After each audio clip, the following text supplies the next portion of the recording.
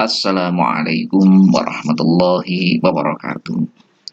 Selamat belajar anak-anakku sekalian, siswa-siswi MTS Miftahus Sa'adah, khususnya kelas 9. Kesempatan hari ini kita akan melanjutkan pembelajaran fikih dengan tema ikhlasul amal, penyembelihan binatang, kurban, dan akikah.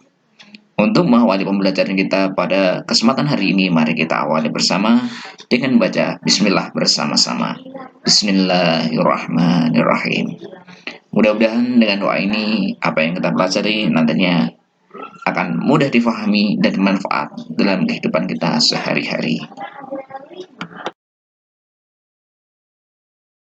Kompetensi dasar penyembelihan binatang, kurban, dan akikah. Yang pertama, menghayati nilai-nilai dari ketentuan menyembelih binatang.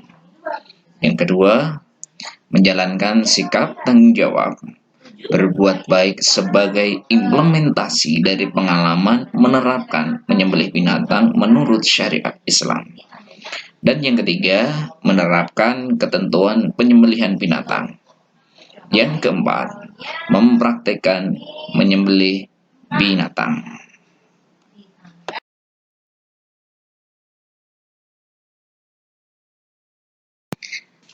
Amatilah gambar di bawah ini. Kalian perhatikan dengan sungguh-sungguh apa yang mereka lakukan.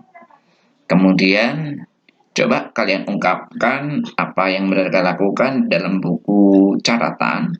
Dan kemudian buatlah pertanyaan dengan menggunakan kata apa, mengapa, bagaimana, atau menggunakan kalimat-kalimat tanya yang lain. Silahkan bisa ditulis di dalam buku catatan.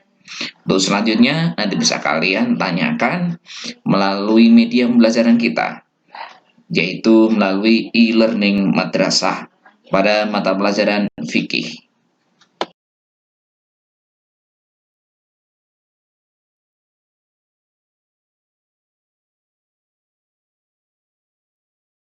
Anak-anakku sekalian, setelah tadi kalian mengungkapkan dari gambar yang telah kalian amati dengan membuat ungkapan, dengan membuat pertanyaan pada buku catatan kalian.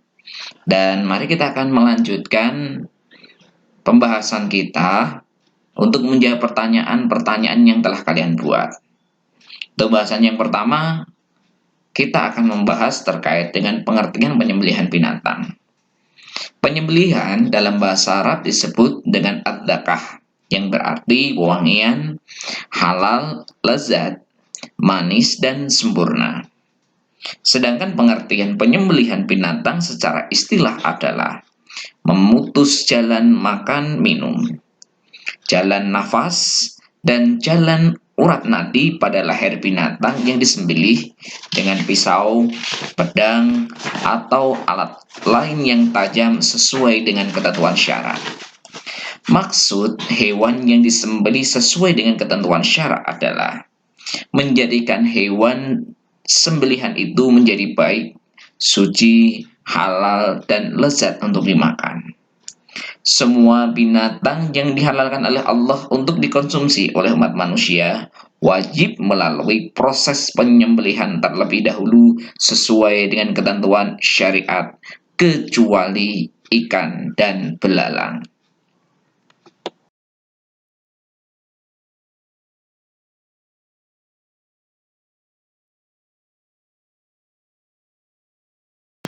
Dari penjelasan terkait dengan pengertian penyembelihan binatang di atas, kita bisa mengambil kesimpulan pengertian dari penyembelihan binatang. Yang pertama yang harus ada adalah melenyapkan nyawa. Yang kedua, dengan cara memutus jalan makan, minum, atau kerongkongan, jalan nafas, dan tenggorokan. Kemudian yang ketiga, menggunakan alat yang tajam, dan yang keempat, sesuai dengan syariat Islam.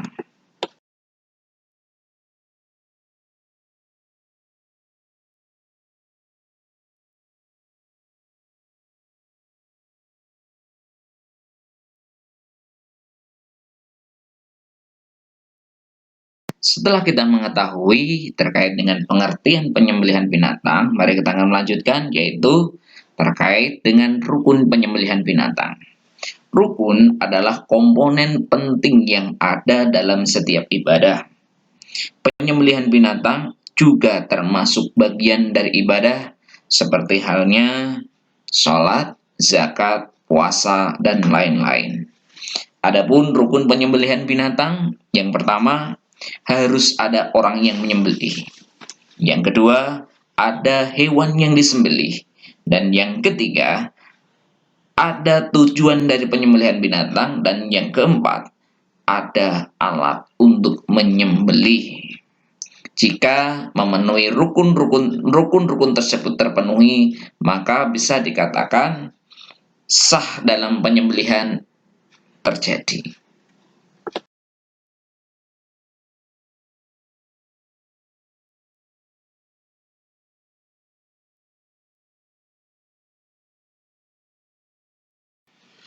Adapun syarat orang yang menyembelih binatang adalah yang pertama, dia beragama Islam atau ahli kitab. Sehingga bisa dikatakan orang yang tidak beragama Islam, dia tidak berhak menyembelih binatang dalam aturan Islam. Sehingga ketika kita membeli makanan dari orang-orang yang non-muslim, yang bisa dipastikan itu berbentuk atau berasal dari penyembelihan binatang, dalam Islam bisa dikatakan syubhat. Lebih baik kita mencari makanan yang diolah oleh orang-orang muslim. Kemudian yang kedua, penyembelihan binatang harus menyebut nama Allah. Bisa menggunakan Bismillahirrahmanirrahim, bisa menggunakan Allahu Akbar, atau bisa menggunakan kalimat-kalimat Allah yang lain. Kemudian yang ketiga, dia berakal sehat. Dengan artian dia tidak gila. Dia tidak memiliki gangguan jiwa. Kemudian untuk yang keempat, yaitu sudah mumazis. Sudah mumazis maksudnya dia memahami tata cara penyembelihan binatang. Jika dari 4 syarat ini ada satu syarat yang tidak terpenuhi, maka tidak sahlah dalam penyembelihan binatang tersebut. Sehingga kita harus berhati-hati dalam menyembelih binatang.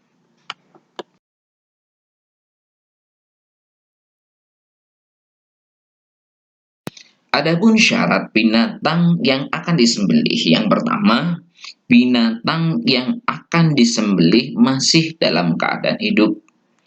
Binatang darat yang mati bukan karena disembelih berarti sudah menjadi bangkai. Kemudian yang kedua, binatang yang akan disembelih adalah binatang darat yang halal baik zatnya maupun tata cara memperolehnya. Maksudnya adalah binatang tersebut betul-betul halal dalam syariat Islam. Dan yang kedua, tata cara memperolehnya dengan cara-cara yang ma'ruf, dengan cara-cara yang baik, bukan barang hasil curian.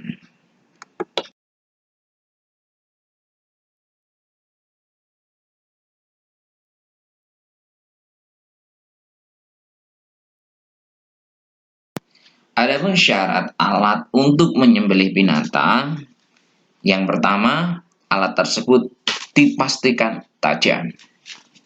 Yang kedua, alat tersebut tidak tumpul dan tidak runcing.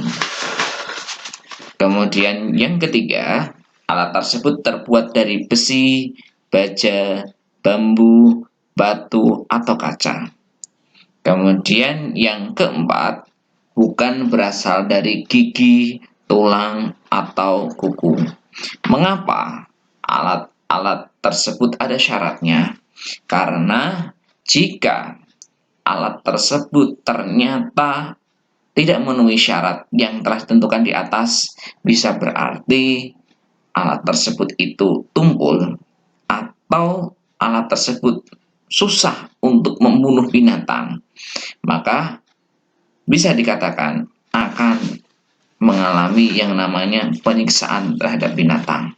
Sehingga alat untuk menyembelih binatang tersebut ada syaratnya dengan tujuan tidak adanya unsur penyiksaan terhadap binatang yang akan disembelih. Anak-anakku sekalian, untuk sementara cukup untuk pembelajaran kita hari ini, yaitu terkait dengan pengertian penyembelihan binatang, terkait dengan penjelasan rukun dalam penyembelihan binatang, dan masing-masing rukun yang ada telah kita bahas bersama-sama. Dan pada pertemuan yang akan datang kita akan melanjutkan pada materi yang berikutnya. Oleh sebab itu, kiranya cukup sekian dari Bapak. Kurang lebihnya mohon maaf. Tetap semangat dan jaga kesehatan.